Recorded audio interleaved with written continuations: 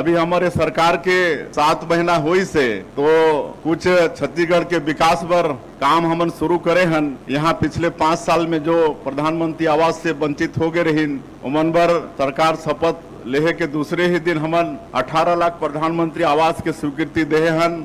21 quintal प्रति एकड़ धान खरीदे हन।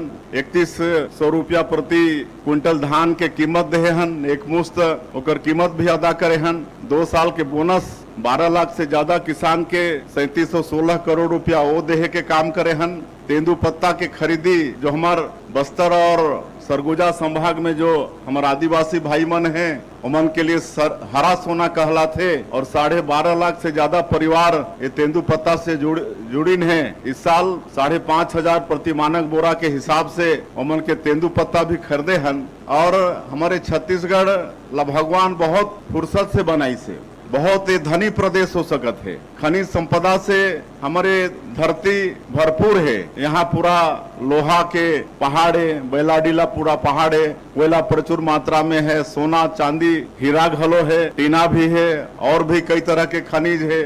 वनोपज सैकड़ों तरह के वनोपज है। यहाँ के धरती माटी उर्वरा शक्ति से भरपूर है। आप मन सब मेहनत कश किसान हो तो सब मिलके हमारे जो पुरखा मन के जो सपना रही से एक विकसित छत्तीसगढ़ के ओला सबला हमला मिल के पूरा करना है।